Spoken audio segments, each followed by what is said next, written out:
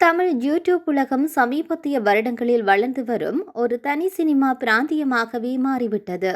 இதில் பிரபலமான பல யூடியூபர்கள் இணையதள வாயிலாக தனக்கென ஒரு ரசிகர் கூட்டத்தை உருவாக்கி வருகின்றனர்.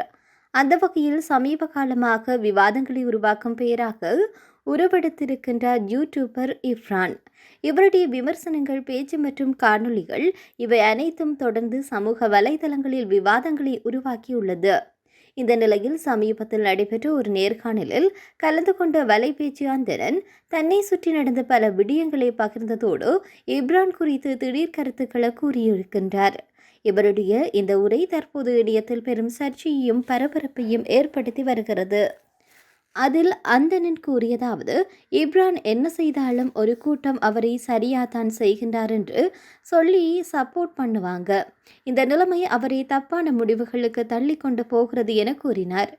மேலும் அவர் கூறுகின்ற போது, இப்ரான் செய்த மாதிரியான செயல்களை வேறு யாராவது செய்திருந்தால் அவரை அனைத்து மக்களும் கடுமையாக விமர்சித்திருப்பார்கள். ஆனால் இப்ரான் செய்ததை சிலர் சாதாரணமான விடயம் என கருதியுள்ளனர் என தெரிவித்திருக்கின்றார். இப்ரான் மற்றும் அந்தணன் இருவரும் சமூக வலைதளங்களில் தனித்துவம் கொண்ட பிரபலங்கள். இப்பொழுது இவர்களிடையே உருவான இந்த கருத்து மோதல் எத்தகைய விவாதங்களை உருவாக்கும் என ரசிகர்கள் கேள்விகளை எழுப்பி வருகின்றனர்.